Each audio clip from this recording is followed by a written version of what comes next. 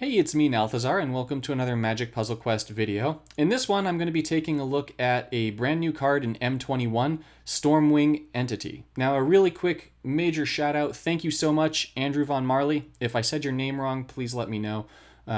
He is a new patron. So Andrew's requested video, remember I'll make any video that you want, in a series that I make videos for.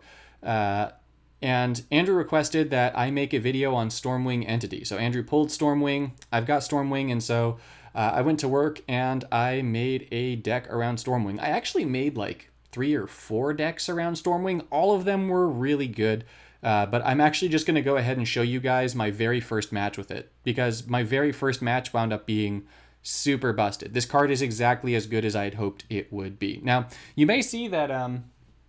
yeah, my surroundings are a little bit different. I made a desk for my wife, and then I just sort of put all of my recording stuff on the desk for while she's not using it to work. It's kind of comfy, so let me know what you guys think. But back on hand. So Stormwing Entity is a brand new card in Magic Puzzle Quest that was introduced in M21. It is a 17 mana creature. It is a 6/6, and when you cast a spell, if this card is in your hand, reduce its cost by 3 and then give it +1/+1. That +1/+1 gain is a permanent power toughness gain. It gains it while it's in your hand, which means that if you can make a deck around playing a bunch of spells, not only can you cast this thing for free, but you're also going to be able to power it up a lot. It also has prowess, so when you cast a non-creature card, this creature gets another permanent +3/+3. Now, you do need to have it on the battlefield for the prowess to trigger. That's very important. And then finally, when this creature enters the battlefield, draw 2 cards. So not only does this thing get cheaper, mana-wise, for you playing spells, but it gets more powerful regardless of whether or not it's on the battlefield or in your hand while you're playing spells. And when you play it, it's going to draw 2 cards. So it's going to replace itself and give you an extra card on top of that. So it has just so much value for 1 card. It's very, very good. You aren't actually restricted to playing green with it. You can make a blue prowess deck. I made one with Teferi, Master of Time. It was very effective. It was super effective, you might say. Or, my little Pikachu collection might say that. I don't know. But yeah, anyways, Stormwing Entity, very strong, very much so worth it. So how did I build around it at first? Well, I know. As you can imagine, I built a green conversion deck around Stormwing Entity. I actually wound up making a better one after this, but I really liked the footage from the first game, so this is the one that I'm going to be showing you guys. So the first thing are the spells, right? So I'm running 6 spells. This is a Kiora deck because Kiora is green-blue. You do not want to run green conversion right now in a Brocon deck unless you have like a totally different build, because cards like Cultivate and Omen of the Hunt that we're going to get to in a moment are significantly less effective in a 3-color deck than they are in a 2-color deck. And for that matter, they're actually less effective in a 2-color deck than they are in a monocolor deck. So the first of them are cards like Animists Awakening and Circuitous Route. They should be cards that we're all generally pretty familiar with. They both convert to green. Animist's Awakening is going to create an activated gem that will convert even more to green. And then we've got the Cultivate, Omen of the Hunt. So these both convert based on your Planeswalker's colors, which means that there are 2 different possibilities when you play this for the conversion with Kiora. It's either going to convert to blue or to green. This does add a little bit of randomness to the deck, and I definitely don't like having more randomness in my deck, but it's nonetheless definitely worth it. You'll see in the gameplay that this still comes in handy in spite the double conversion. Omen of the Hunt is going to do the same thing, and for that matter, you may notice that at the bottom of both of these cards, they both say fetch a land, but I'm not actually running any lands in the deck. You can still play both of the cards without lands, and I would definitely advise that you do so, because you don't actually need any lands in order to make this work. Then I've got both Court of Calling and Finale of Devastation, and you might be wondering, wait a minute, why are you running those? This is a green conversion deck, right? I mean, both of those are going to fetch creatures, but they both cost quite a bit of mana, so how does this help you? Well, it helps because I have Avatar of Growth. Now, there are definitely other options that you can use. You can actually go ahead and not use Avatar of Growth, not use Finale of Devastation and Court of Calling, and run stuff like Talent of the Telepath and the new blue common from M21 that draws cards and gives you mana. That one will also do pretty well, Frantic Inventory. So that definitely works. However, Avatar of Growth is definitely better. And then the last card that I'm running here is See the Truth. In the optimal deck, I actually swapped out See the Truth for the green leyline that improves your mana bonus based on the number of green creatures you control, because it makes it so that the avatar converts more gems to green, and it also makes it so that when we convert all the things to green and make our matches, we get more mana. So the avatar converts a number of gems equal to your green mana bonus. Kyora's green mana bonus is hot trash at +3, but nonetheless, it still means that we're getting some gem conversion out of playing the Avatar of Growth. I should add, there's one other card that I'm running. Ooh, which one is it? I think maybe, did I take out Court of Calling, actually, in this video? I think I did.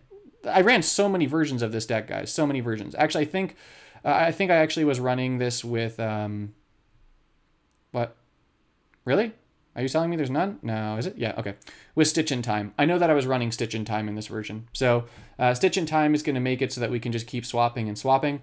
It's very useful for one of these decks if you're not able to get an infinite loop going. And because we have the randomness of Cultivate and Omen of the Hunt converting different colors, this definitely needed the Stitch in Time in order to remove some of the randomness factor.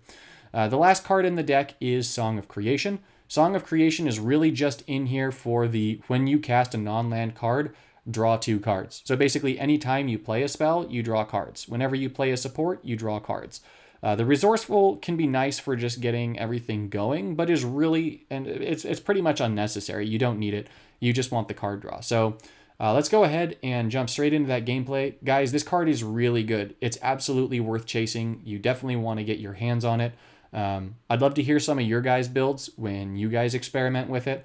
Like I said earlier, I've tried out maybe 4 builds with this card. I'm definitely going to be trying out more. I love all of them. This card really shines. It's a very powerful card. So let's get rolling. Alrighty, buckle your seatbelts for this one, because this one's a little bit of a longer match. So we've got Song of Creation in our starting hand, which is fantastic. It means that we can start the whole loop nonsense if we want to start looping this deck pretty early on. You'll see that I'm going with some of that good M21 stuff. I'm just trying out new cards here, playing the Stormwing, just trying to get this as strong as possible. So the Koth is going to make it to another turn. Koth lives to fight another day, which is honestly fine. Those Satyr tokens aren't really going to do anything at all. Finale of Devastation means that we get our avatar. It also means that we get to draw 2 cards to our lovely Song of Creation, and our creatures get to start buffing up. Now, Seek the Truth into Animists Awakening means that we'll be able to cast it straight out the gate, because it gives the full 5 mana to our Animists Awakening, which is really nice. It means that we can get this going hopefully this turn, and if the whole thing starts going this turn, then that's really good for us. So one of the really nice things about all this gem conversion is you really just need a little bit to get a lot, because there are so many things in this deck that are converting gems that it's making it so that we're able to just pump and pump and pump and pump. And the Animists Awakening tokens, they're not tokens, little activated gems, make it so that we get so much more out of it. And then things like the Stitch in Time are going to make it so that even if we get a little bit unlucky and we get a chain of blue swaps instead of green swaps from our Cultivate and our Omen, we're still going to be able to do some pretty bad things. Now, I'm not actively running any lands, as you can see, so there's nothing for me to fetch from the Omens, but that's honestly okay. We don't need them. By them, I mean the lands. The lands really wouldn't do too much for us here. So we're just drawing a ton of cards, and the Song of Creation is serving as our thing that's making it so that we're looping up the wazoo, which is really, really nice. We definitely want that. And then, I mean, just like, yeah, I mean, you keep going. If you've ever played any form of a green loop deck, this is what that is. Now, do you need all of these cards specifically that I'm running to make this work and to make it good. No, you absolutely do not. It's just the stuff that I'm running is pretty close to optimal.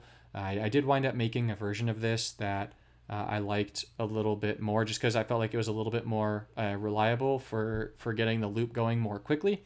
And it used leyline of the green leyline that makes it so that it increases your mana bonus until end of turn, just because with the increased green mana bonus, it just makes it easier to keep this chain going, especially because it means that the avatar is going to be converting more gems, and you're going to be getting more mana for the matches. So Koth is dead. There's nothing he can do to survive this now at this point. Like we've got Koth into the death level, right? Like he can't survive this.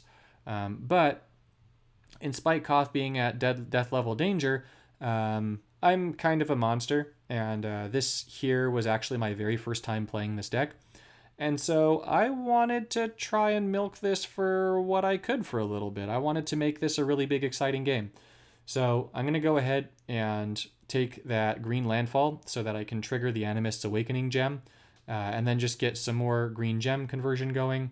Remember, we've got so much gem conversion in here. We've got so many extra turns from Stitch in Time that we can basically just do whatever we want. Taking that bottom match is going to be great because it means that we're going to get a whole bunch more gems converted. We're going to get another activated gem. Just a whole bunch of random shenanigan nonsense is going to be happening here. Now, you could also run Eidolon of Blossoms here, and I did run an Eidolon of Blossoms version of this, which was really good. But if you're running Eidolon of Blossoms, it takes away a little bit from the Stormwing, because Eidolon is going to draw you cards, and Stormwing is going to draw you cards. Song of Creation is going to draw you cards. So it really wound up being a little bit unnecessary. One of the things that's really nice, though, about the Stormwing, I know that I'm cutting ahead a little bit. I got a notification appeared on my screen. But one of the things that's really nice about the Stormwing is that you can run it in a blue deck. You don't actually have to have green. There's a whole bunch of blue things that are going to be giving you draw with mana, or give you cards back from the graveyard that are spells with mana, or like bonus swaps or things like that. So I wound up making a Stormwing deck with the new Teferi, Master of Time.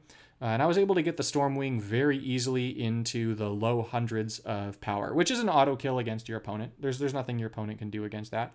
Now in this particular match, I do wind up getting the Stormwing significantly bigger than it is now. I'm actually going to go ahead and jump a little bit ahead to that footage, because I get the loop timer a few times here, and I just wanted to keep going and going and going. And as you'll see at the end, I ultimately wound up getting bored of it, just because I'm not really into loops personally. I don't like them as much. But I like to find them, you know? So I definitely found it. This is definitely a loop. This is wildly busted and unfair. If you get Stormwing, go ahead and test it out. Try it in a green loop deck. Try it in a, not a green loop deck, just a blue deck, right? Try it in even like a mono blue deck, or you can go blue-green with a whole bunch of spells, or blue-green-red with stuff like Electro Dominance. Like, there are just so many things you can do with the Stormwing Entity. It's a very flexible card. It's very, very powerful. So let's go ahead and jump just a little bit into the future here. So we're jumping here into the future. A Finale of Eternity just went off, and Koth just went boom. So that's the deck in a nutshell. That's the card in a nutshell. Very strong, absolutely worth chasing. Thank you so much for watching, and I'll see you in the next one.